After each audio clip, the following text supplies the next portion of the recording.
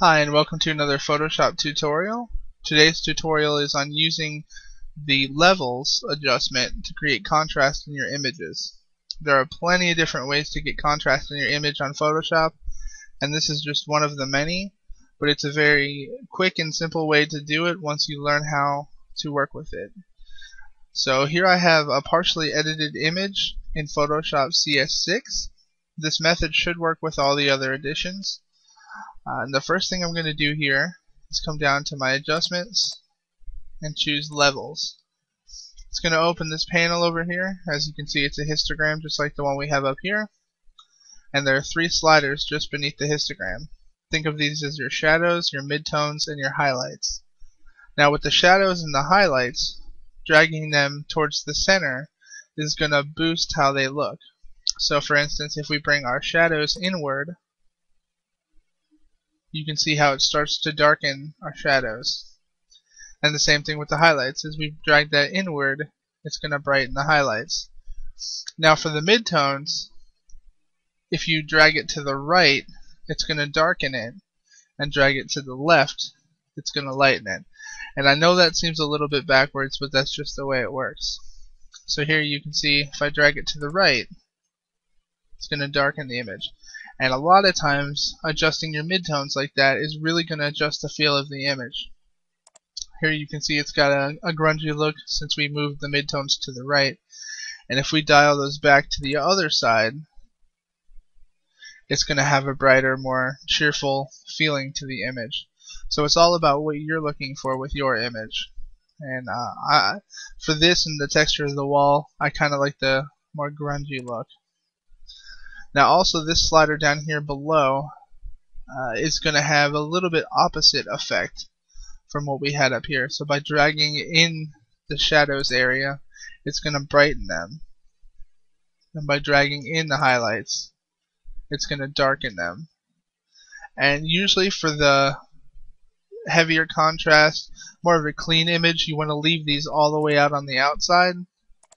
But in some cases, it may just be a little bit too much. So by dialing these in, it's going to help not make everything so extreme. But for me, I like to keep them out, but it's an option there. And let's bring our adjustment panel back, dock it. Now, just with this layer, as with any layers, you can drop the opacity. So if this is a little bit too much contrast for you, you can come to the opacity slider and we can drop that down. Now make sure you're on the correct layer, but you can drop that down. So we're at 65%. That means only 65% of the levels is showing through. So therefore you're going to have more of a mix of the not adjusted layer. And that way it can dial back, and if that's still too much, you can keep going down to where it's just a hint of contrast. And you can still see a difference if we turn it off and then on. And then as we move all the way up to 100% where we were before, this was before and this is after. So levels is a really effective way of doing it. And you can always go back and change it. Say we don't want this to be black and white. But now the levels might not be where you want them to be. Now that it's colored, you might want to make a difference. So we're going to come back to levels and open that back up. And here's the settings where they were, and you can adjust accordingly. So you might think a little bit different look with the colored image would work better. So now you have that, and of course if you go back to black and white, you can always come back to your adjustments and get back to where you were at before. So I hope this kind of cleared up some stuff.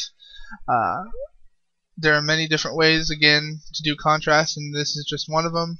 But it's a pretty quick way, especially if you just want to see how your image looks with enhanced contrast, or if you want to control it kind of like curves, but without having to deal with individual points and moving it along the grid.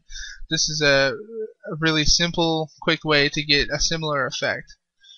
If you have any questions, comments, suggestions, please feel free to comment them in the bottom. I'm always looking for new video ideas, so feel free to suggest those as well. I have my Flickr, my Blogspot, all the links to connect with me in the description, so feel free to add me on any of those. Thank you for watching, and I'll see you next time.